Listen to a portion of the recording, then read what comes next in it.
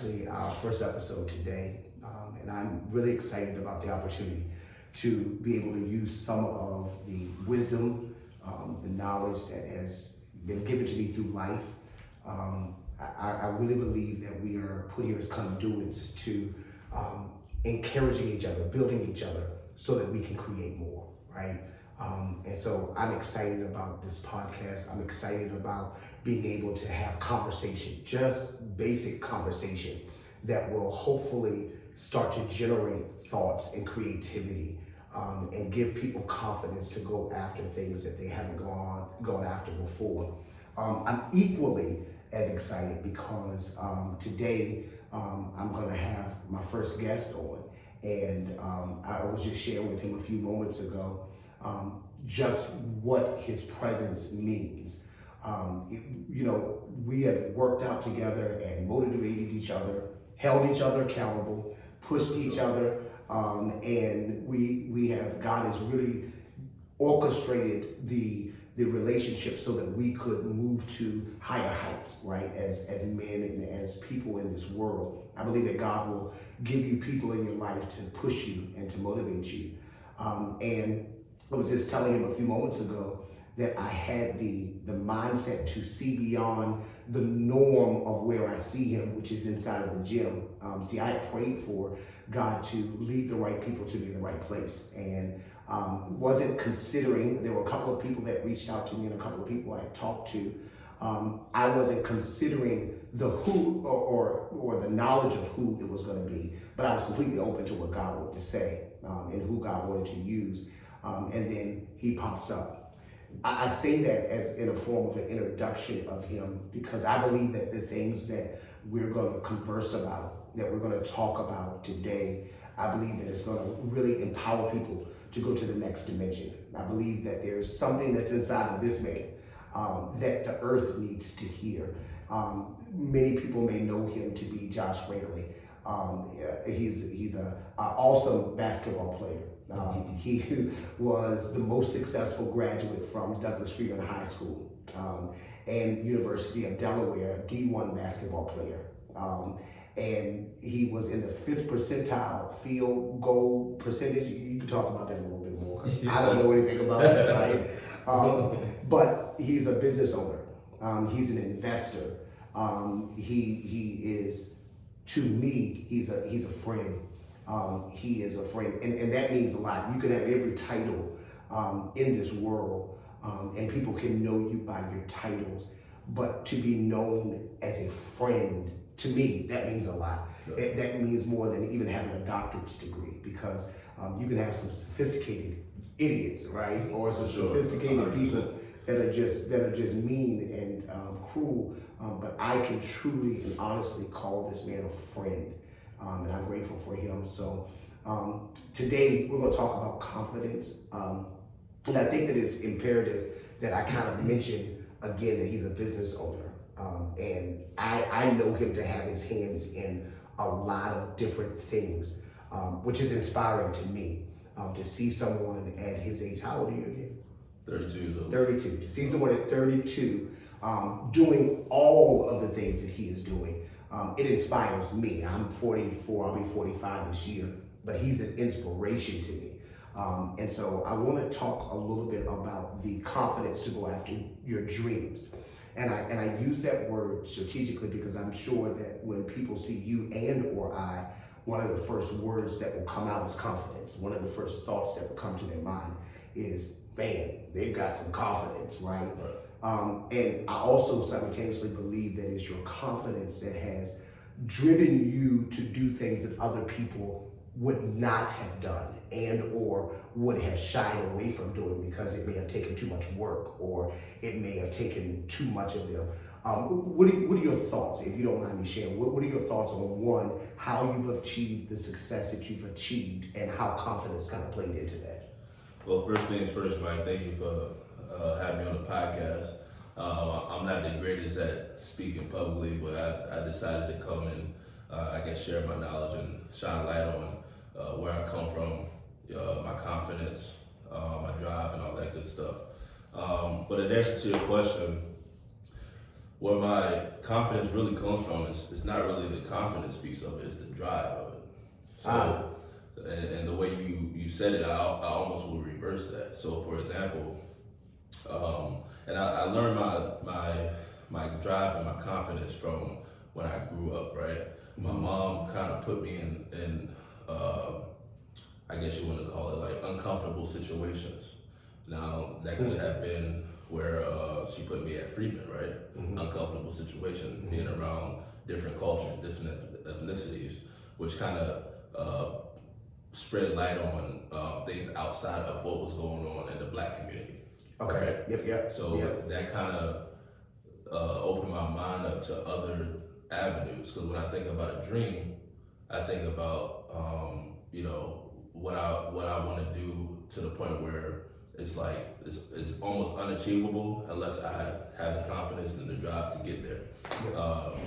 I never really had a dream other than to play basketball and to make it to the NBA or something of that nature. To be paid to play basketball, right? That was my dream. But after a while, I realized that that's not even the real dream for me. What the real dream for me was to live comfortably, have a family, have good friends, and for me to treat people the way I would want to be treated. That's my dream. And so that kind of led me to the business that I own today. But like I said from the beginning, I think it's more so about the drive and not the confidence piece. Now, for me, I'm a very confident individual, as we all know. Yeah. But as far as talking about dreams, my drive to become successful is the reason why I am who I am today, a business owner, investor. All right, when I say I'm an investor. I'm an investor in people who want to have that drive and that confidence that I do, because I will, invest in somebody like that. Another investment I think is very important is to invest in yourself. Yeah. There's no other greater investment than that. Yeah. So, and that's where confidence comes into play, right? But I think for me, the reason why I am so confident is because I wake up every morning. I gotta put my shoes on. I gotta go. I gotta go to the office. I gotta speak in front of people who I really don't want to speak in front of. Yeah. So that's the drive piece of it versus the confidence piece of it. Yeah. You mentioned so much that I think about too. I agree. It's the drive, right? Confidence is an internal, I'm going to say an internal compass, right. Because confidence will give you the mindset to go after whatever it is that you're working towards, right? Sure. Drive is the thing that keeps pushing you, the consistency and the drive. It reminds me, I relate everything to something biblical, right? It reminds me of the story of Joseph. We've heard the story of Joseph being a dreamer, right? And he was about 17 years old when he started having dreams. And one of the dreams that he had was that his brothers were going to bow before him, and that, they were going to be, doing certain things. His brothers hated him. So everything he saw, to what you said, everything he saw was an uncomfortable situation. He was putting many of them. They threw him in the pit. That was an uncomfortable situation. He was sold into slavery. That was an uncomfortable situation.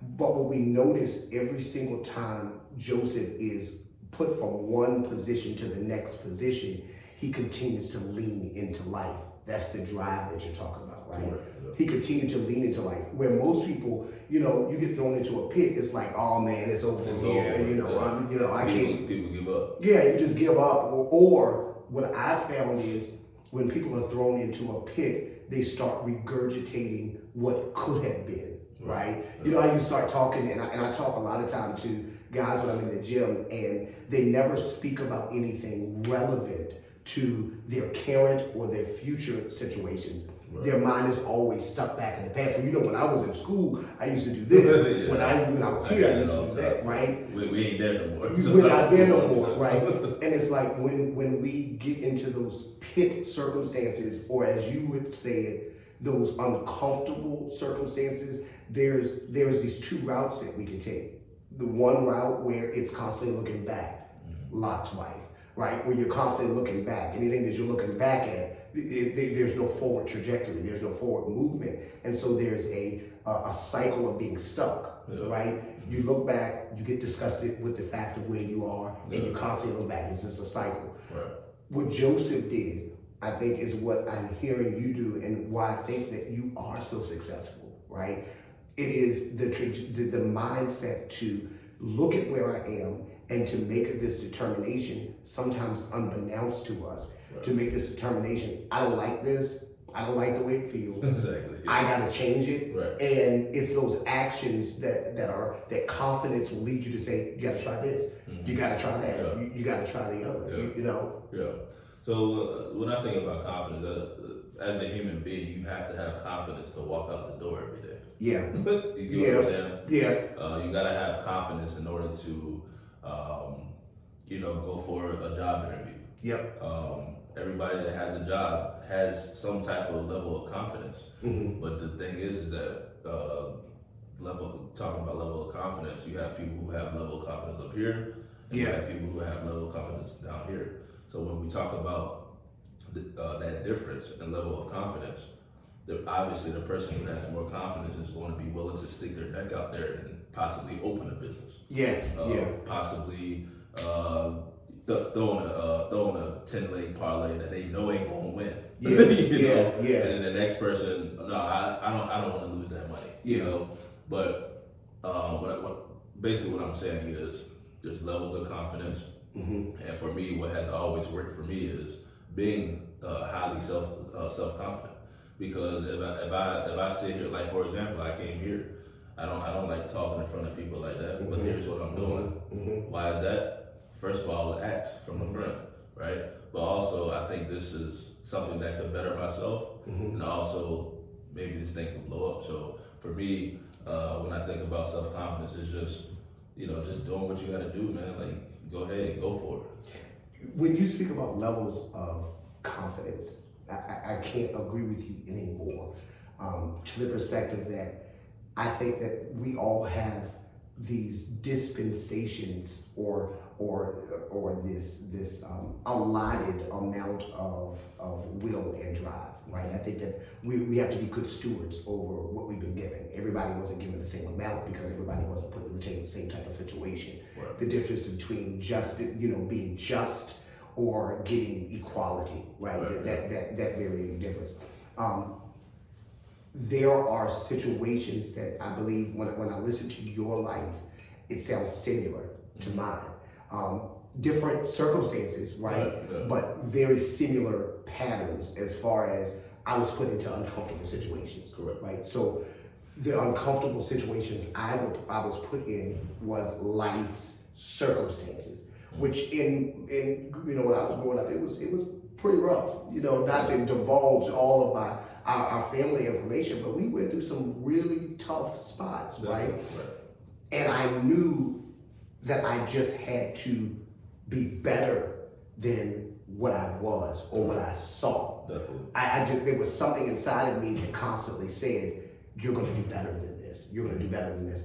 So I say that because while this may be uncomfortable to you, talking in front of thousands of people to me is completely normal. Yeah. However, talking in one-on-one situations, I get extreme anxiety. Okay. And I have to build myself up for one-on-one conversations. Correct. Where most people are the exact opposite. Yeah. You put me on a stage and give me a microphone in front of thousands of people, you'll be good. I'm good. There's no nervousness that comes up. I literally had to have 15 pep talks with myself before we talk today, because I'm like, well, I talk to him all the time, but it's never a recorded interaction, I think that when you speak about levels of confidence, it reminds me that each level of our life is going to call for different versions of us and different versions of our confidence to be birthed. For sure.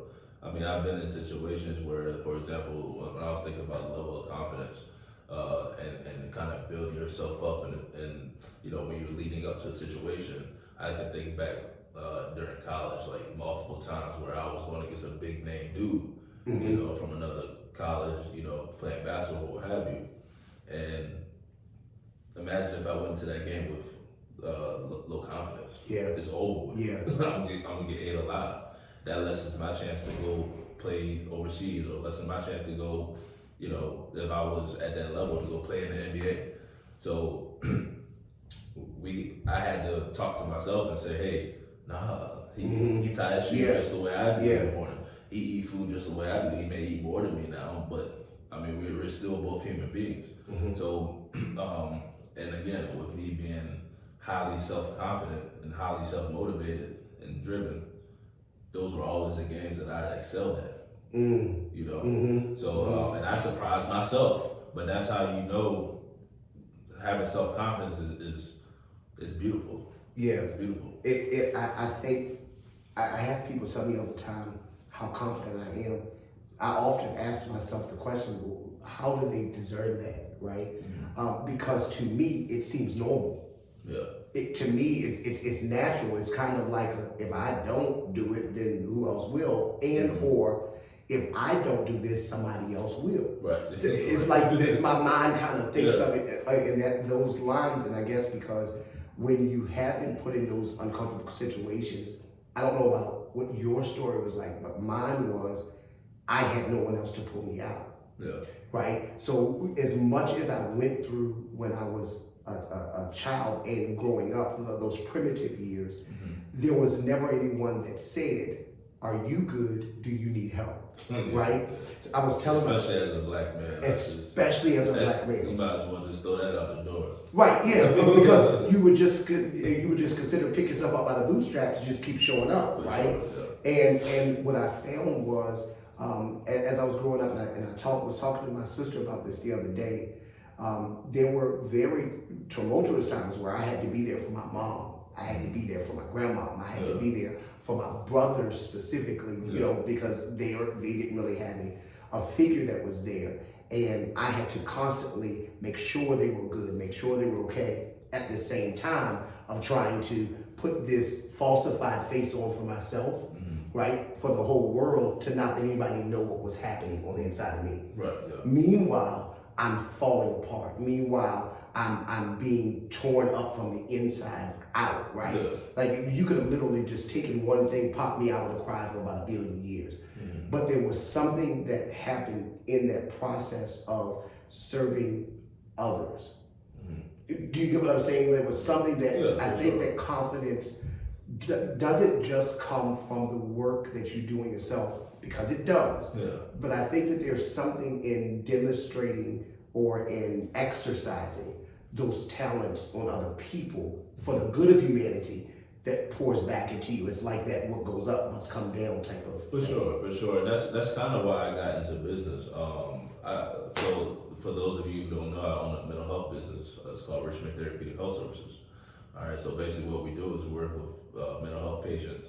It's a community-based service, and a lot of our patients have schizophrenia, major bipolar disorder, anxiety, all that jazz, right? So again, alluding to what you were saying, that's one of the reasons why I got into it. Because first of all, trying to help somebody that's outside of yourself, you have to have your level of confidence got to be high to begin with. But with people at this level, you definitely have to have not only training, the drive, the self-confidence. You got to have it all in one nucleus, right? So that's one of the reasons why I got into this business, but also, you know, other reasons why as well. But I could definitely attest to that. You know, owning this type of business and helping people, I feel that all the time. You know, especially the success stories, because not everybody is discharged on a success level, right? But when you see a client come into the program or come into the service and they're down here and they finish, if they finish even right here, right? You know, but if they finish up here, it's like I get goosebumps. Let me ask you this, because you're talking about the high life. What about the low days? What about the days where it doesn't work that way, right? Because I'm sure that there's somebody that's going to listen to this that might be in the path of trying to build something or trying to go after something, and it might seem like right now it's at a downward spiral and it's not going up, and so they might want to give up. What do you do on those days where something doesn't go your way, something falls apart, or you just don't feel like showing up? What do you do? It's the vision, man. It's the light at the end of the tunnel. Mm-hmm. And I give you a perfect example. I was once married. Mm-hmm. Unfortunately, we didn't work out, right? Mm-hmm. I saw the vision, she didn't. Mm-hmm. Mm-hmm. And so I say that to say this. She didn't stick with me. You know, not to say that it was, you know, we had our issues or whatever, but I saw the light at the end of the tunnel. Mm-hmm. So what that light was is when I started opening my business, it took about 5 years. For one, because I had other people involved. I had business partners. Mm-hmm. And then I got down to the last business partner and she quit, right? So long story short, what kept me going is the fact that I saw the light at the end of the tunnel. And the light at the end of the tunnel was me being a business owner, me making $30,000 a month. Mm-hmm. That's what kept me going. Mm-hmm. Now, who's to say that it's actually going to happen, right? Yeah. But having that vision and continue to have that drive and that self-confidence on a day-to-day basis, pro bono. I basically worked for 5 years pro bono while having other jobs at the same time. But seeing that vision at the end of the tunnel, that's what you're working for. It's that purpose. So I understand exactly what you mean in the respect that mine is similar, right? Yeah. So there was, and I tell this story a lot, about 18 years ago, yes, 18 years ago this month, about 18 years ago I started the church, right? In starting the church, we didn't have a lot of members. It was about maybe, I think my aunt, three of her daughters, a drummer, my mom, a couple of other people that started with me, right? We decided we were going to get this building off of New Ash Cake Road in Hanover, and the building was over 100 years old. Yeah. All right, so there was no insulation. The floorboards, you could walk across the floor and the whole building would shake. The walls would shake, right? Yeah. The lighting, I don't think we had lights, but I think we had ran electricity in, so we would plug up all of these lights and all of this stuff. But I remember that I would have to go to the church at like 4 o'clock in the morning, especially in the winter months, because I'd have to turn the heat on, I'd have to clean the toilet, all that kind of stuff. So I would get up at like 3 o'clock, I would drive all the way across town because we lived in the South Side, and I would go clean the toilet, I would vacuum the floors, turn the heat on, and my hands were freezing, right? And I remember one day when I was there, hands was freezing because I'm in the water cleaning the toadstool with my bare hands. We ain't gonna talk about that, right? But I'm in it, right? I was wild, right? I'm cleaning the toilet stool, and I remember this day like it was yesterday. I remember being in that church and I cried like big tears, like grown man tears, right?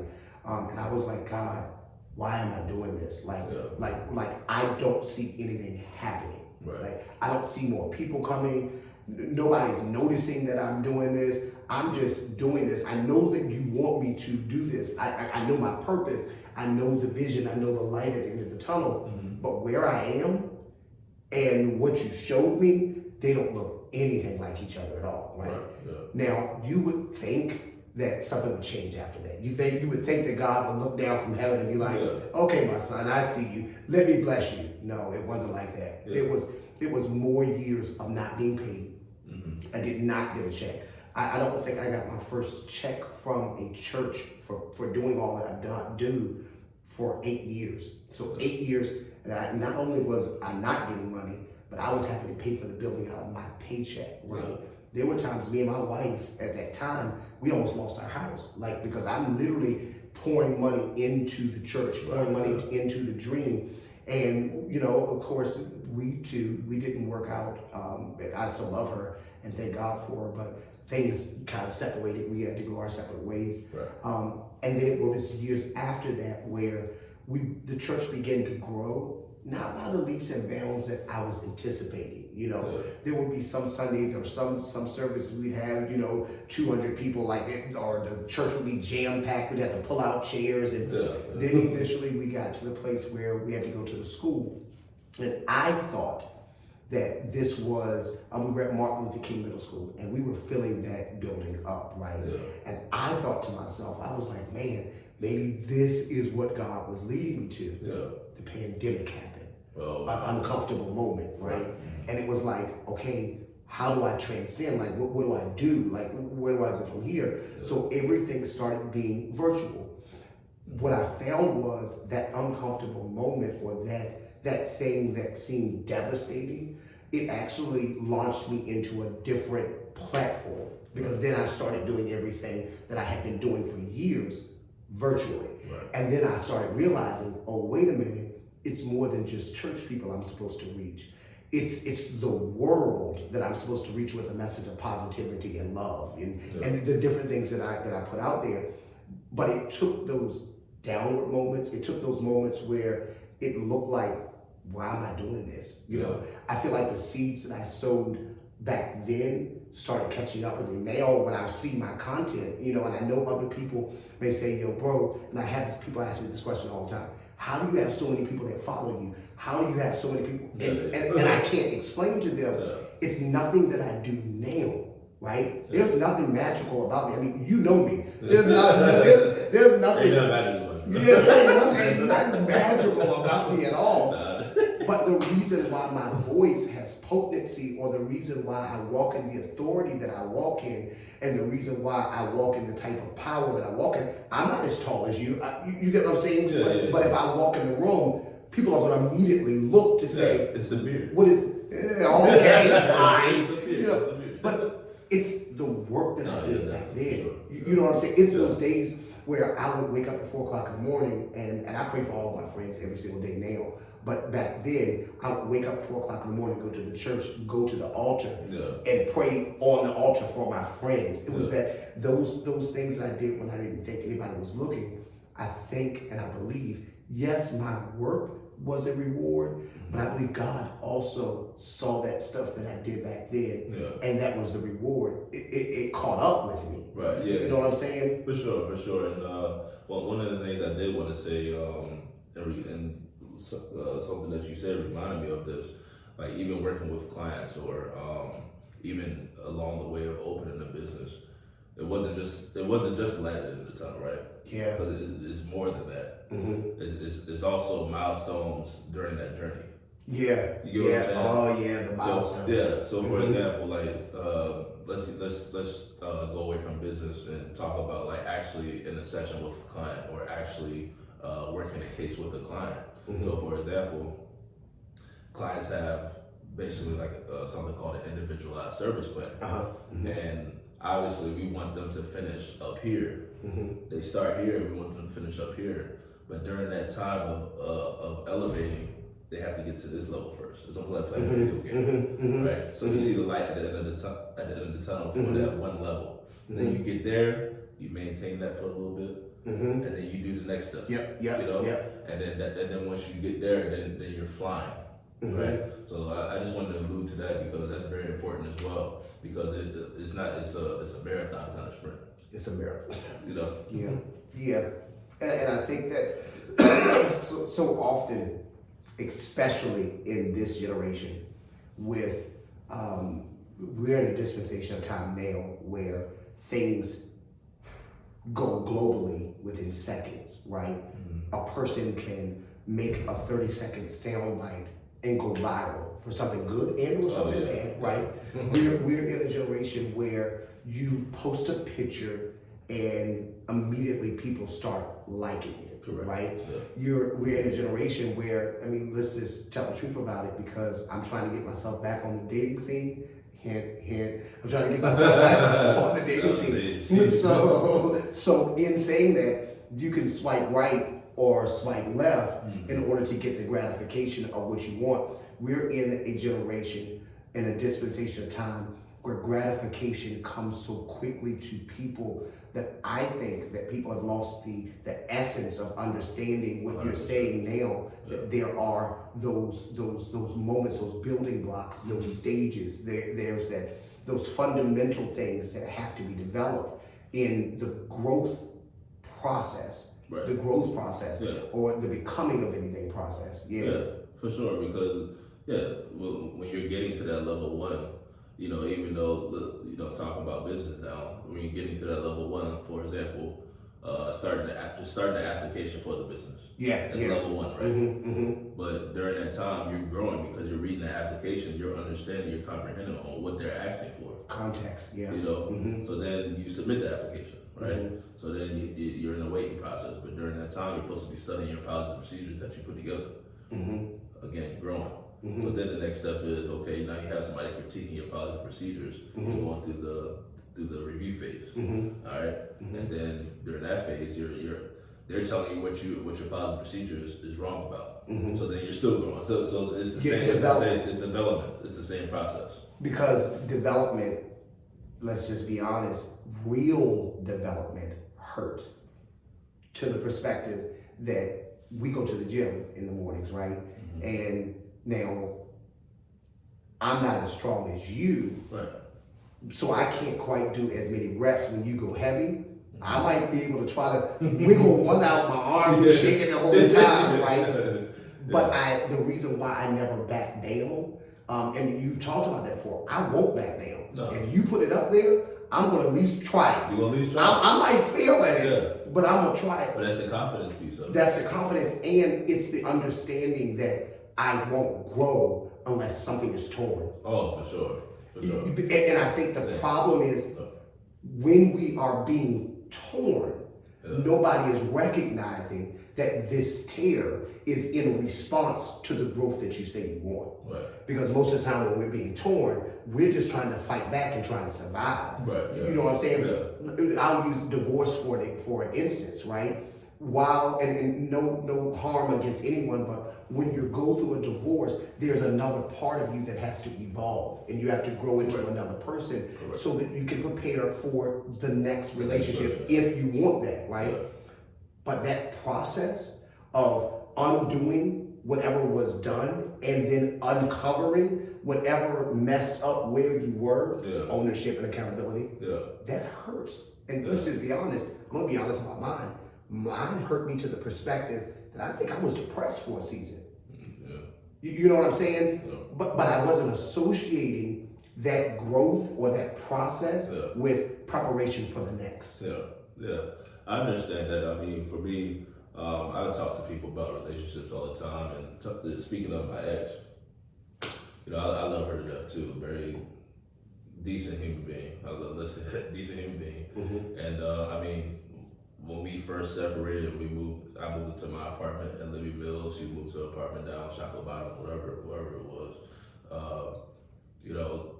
My first day in the apartment, I get in the car and I'm driving out the garage. Tears coming down. I'm headed to the strip club. Because I'm waiting to get over it. But for real, I'm depressed as hell. I mean, it's. But that's that tearing piece of it that you're talking about, because it's the same thing as muscles, right? Yep. The reason why I got big shoulders and the reason why I'm so big is because I'm constantly tearing the muscles, right? But then I give it protein, I give it that time to grow back. And so now I just become bigger and bigger. So it's the same process when it comes to anything in life, really, not just relationships, not just business, everything. You're always going to learn from things that have happened, whether it's a tear or whether it's just learning along the way, right? But the tears are the ones that really set you up for success. The tears. Yeah. The tears. The tears. I wanna bring us home, or kind of bring us out. But in bringing us out, there's one thing that you've said, and I think if I was to summarize the totality of what we're saying from my lens, what I'm hearing is when we are in the decision of wanting to become successful, when we are in the mindset of wanting to build our confidence or to grow our confidence, a lot of it comes from how you view your past or the lens that you're choosing to view your past through. Right. Whether you are looking back at your past as these are the tears to make me, And or if you're one of those people that look back and say, oh my God, I'm hurting so bad, I can't do this. I can't go to the gym today. Right. Yeah, I can't go to the gym today, right? Yeah. And I don't think that since you've known me, there's not one time that you you said, let's go to the gym. And I'll be hurting the whole night before. I'll come in, I'll be like, all right, I'm gonna do this, right? But I think that it all has to do with how you are looking back at what hurt you. Yeah. How are you looking back at what life presented to you? Yeah. I think the most wonderful analogy I've ever heard in my life, Thomas Dexter Jakes actually talked about it, Bishop T.D. Jakes, or either it was Noel Jones, one of the two. One of them preached about how we were given trees by God. We were given a tree, and God said, there's a tree.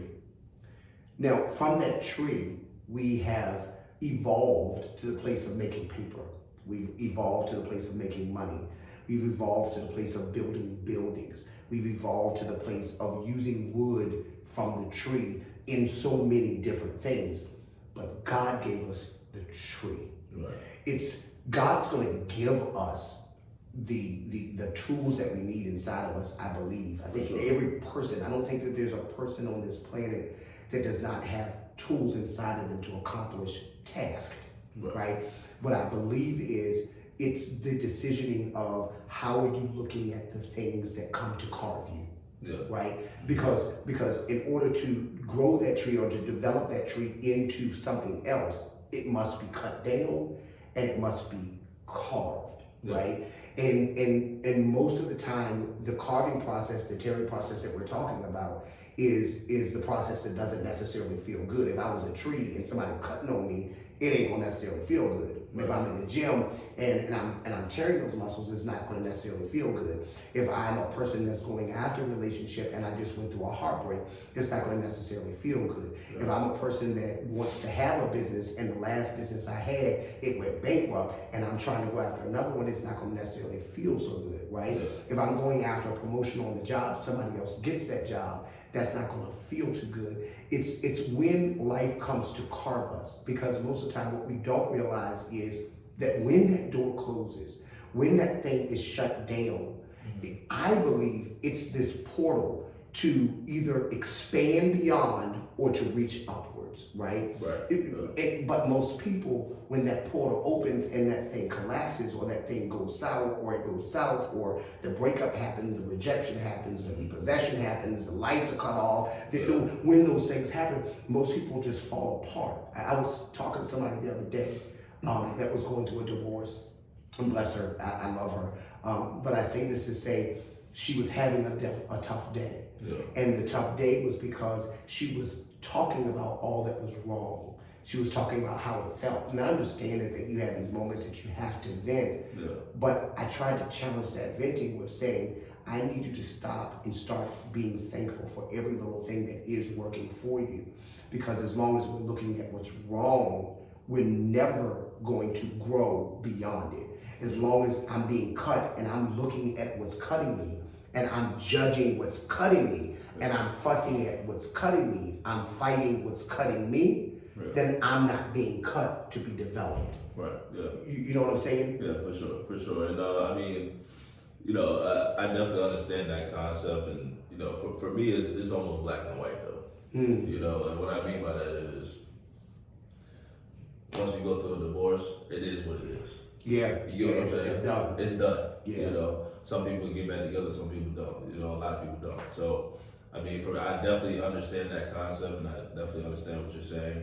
And it's different for women, I would say. But for me, I think I already know this concept to the point where it's like, okay, let's move on now. Let's go forward. Let's go forward, because if we continue to look at the tears in a negative way, then we're gonna be looking like I'm trying to look like The Rock, I ain't trying to look shiny. You feel me? So I'm gonna use these tears to my advantage. I'm gonna use the tears to my advantage.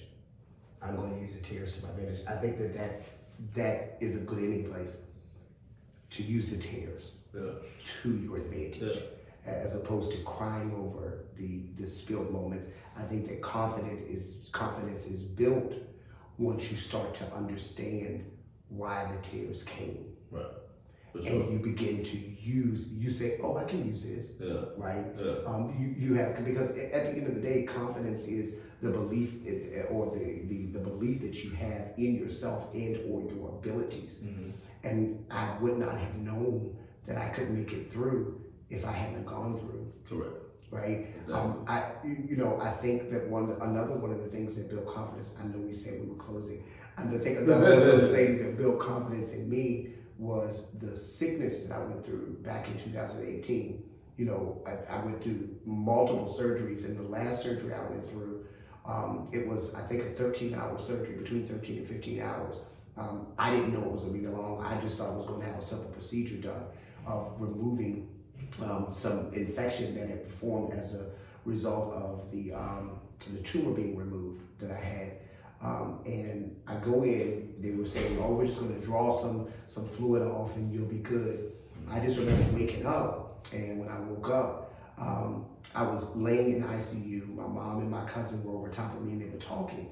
And I had this ventilator down my throat, and my mom was saying to my cousin, she was like, yeah, because he had his ribs removed, and they put 2 rods in his back and 8 screws, and they got a cage holding up his rib. Now, mind you, I'm just coming back into consciousness, and I had no clue. That's crazy. That's crazy information to be. Right. But I didn't even know who they were talking about, bro. Like I'm literally so when I finally got the tube out of my mouth, right, and the nurse came back, the first question I asked was, well, who were y'all talking about? Who had it removed? And so my mom said, you. Yeah. My whole world shattered. Yeah. Because at that moment, I was thinking, can I walk? Right. I had ribs removed. The prideful ego started to rise up a little bit. Yeah. Oh my God, I'm not going to be able to walk again. Well, what am I going to look like? Like that, my mind is thinking the weirdest stuff, right? Yeah. Like, what am I going to look like? And am I going to be able to go back to the gym again? Like, and I remember staying in ICU for days, and they wanted me to stay until I walked. I finally, started walking on the walker. Went back home. A nurse started coming to my house twice a week. And one of the days that the nurse got to my house, she, sat down and when she walked in the door, I was just boohooing and crying. Because I wasn't able to walk, I wasn't able to wash clothes, I wasn't able to do anything. Someone had to literally do everything for me.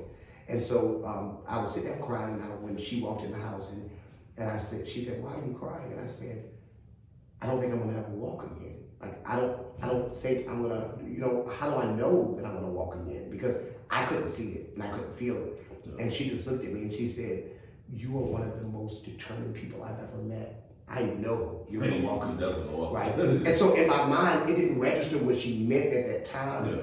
Well, about 2 months later, fast forward, we started going to therapy. I started walking on the treadmill. Still couldn't walk straight because my equilibrium was off, but I'm walking and holding on to the treadmill. I could only walk for 1 minute, right?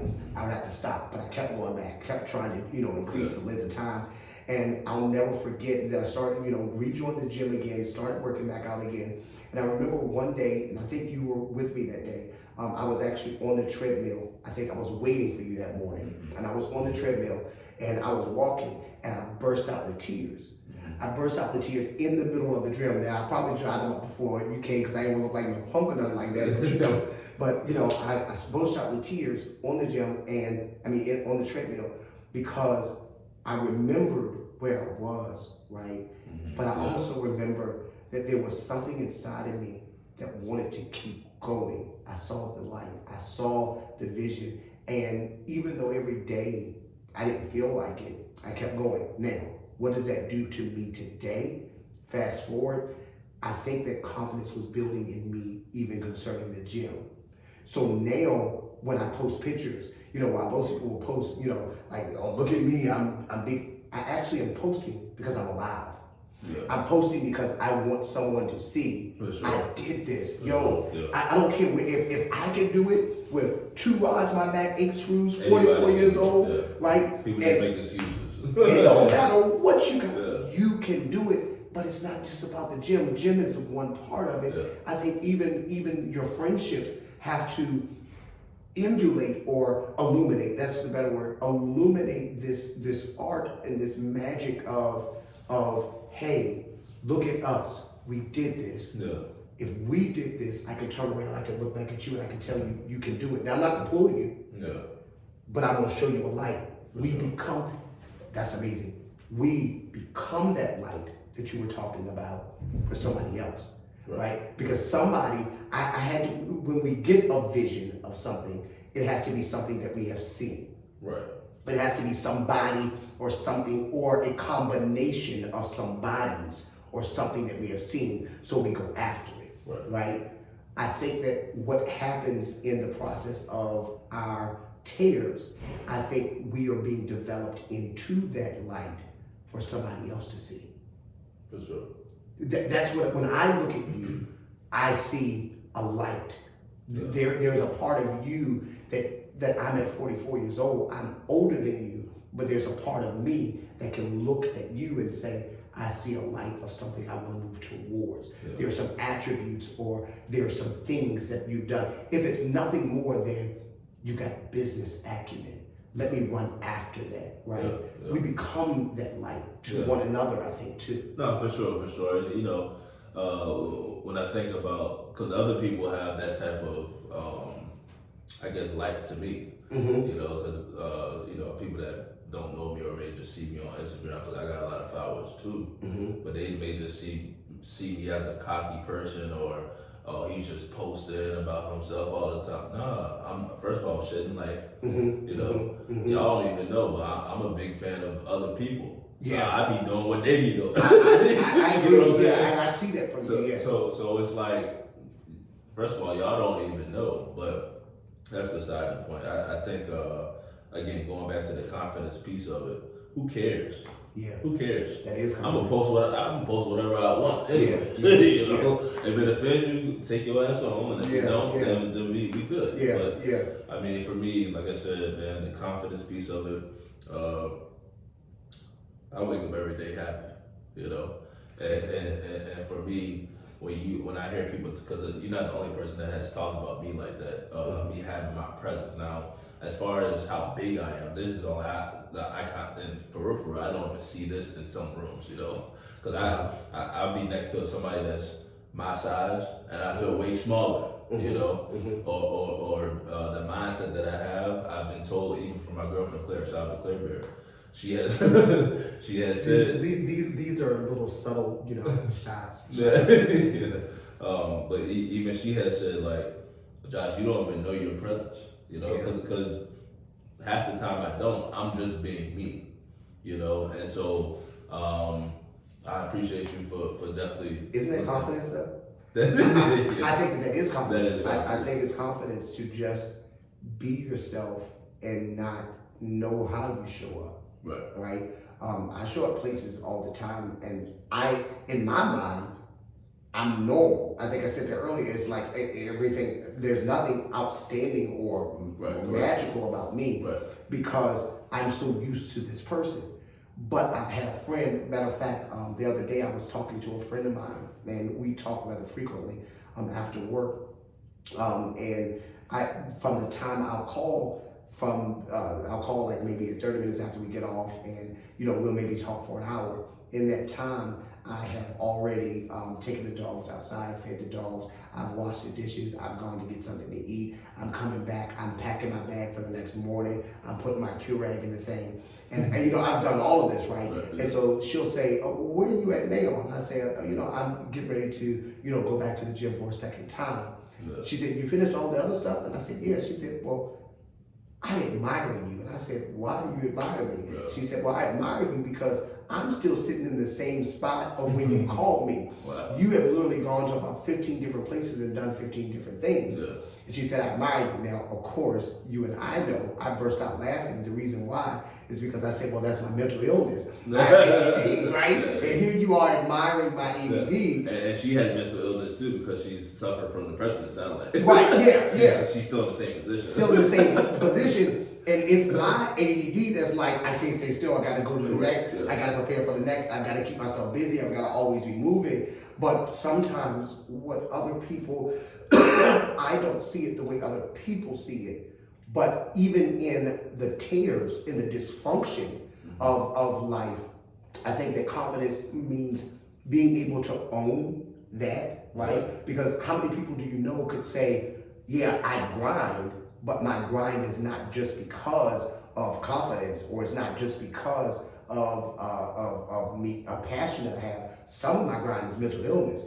Some of my grind, because nobody wants to talk about that, but some of it is, right? Some of it is me trying to overcome and trying to, I'm gonna say cope is one of my coping mechanisms. I guess that goes to what do you do in the hard space? The coping mechanism, right? So one of my coping mechanisms is to grind, is to just keep going, because I feel like if I stay still, I'll die. You fall apart, Yeah. No, 100%. My dad is 78, 79 now. 79 years old, right? He owns a business over there in Chesterfield. He does anywhere between, plumbing to carpentry, But he's 79 and he's still going. And that's his main thing that he says. He says, Josh, if I stop working, it's over. It's over. So it's the same concept, and that's he got wisdom, confidence, the drive, insanity at this point. Like, bro, sit down. You're 79. My grandfather's 94 and just called me the other day and he was like, I'm sorry, I can't work. He was like, I feel like I'm starting to go downward. He said, I'm gonna get out here and find a job. I was like, you're 94. You're 94. Where are you going? Now, granted, if you saw that man, he actually reminds me of your dad. When I look at him, just their structure, he's very, very strong. Probably stronger than me. I wouldn't tussle with him. No. Even at 79, even at 94. No. They just they come. They built different. My grandfather's fists look like two of my hands. Oh yeah, my dad. Like I got big hands. My dad's hands are. It was something in the water. It was something in the water. Yeah. Well, listen, y'all. I thank you so much for being a part of today, being a part of this first episode. I'm hoping that something was said that you can identify with, something that was said you can walk away with, and you can add it into your tool belt as you build a better future. I end every single one of my messages every single day with remember who you are. And I think that the key to confidence is knowing and remembering who you are. So I encourage you to be empowered, to take what you hear today and to do something better tomorrow than you did on yesterday, or at least don't die because yesterday was hard. So I wish you the best. Thank you guys so much for jumping in and joining. I hope that you will continue to watch and continue to subscribe. There is a link tree that's going to be down at the bottom of this podcast where I'd ask you to subscribe to every one of the channels so that you can jump on and you can hear and also give your feedback as well. So thank you. You have anything you want to say before we head on? Follow Richmond Therapeutic Health Services on Instagram and Facebook. What is it on? It's on Facebook and Instagram. Okay, and what is it again? Richmond Therapeutic Health Services. Okay, Richmond Therapeutic Health Services. Yep. We're based in Richmond, but we're all throughout Petersburg, Ashland, Hanover, Henrico, Richmond. And then you can follow me as well, Brinks Truck 7 on Instagram, or Josh Sprinkle on Facebook. But appreciate you for having me. I thank you for being here. I thank you for definitely. being here. And I think that this is one that's going to go down in the books. No, for sure. I'm looking forward to. I'm looking forward to the impact that this is going to have in somebody's life. Yeah. The messages that I get. I got a message the other day with someone from years ago that said that I said something to them that really changed them towards doing something. I'm hoping that this plants a seed in somebody that just burst out of them. For sure. For the open minds that's willing to receive it, they will. Yeah. Thank you. I appreciate you. Yep. Thank you guys so much for watching today, and thank you so much for listening and tuning in.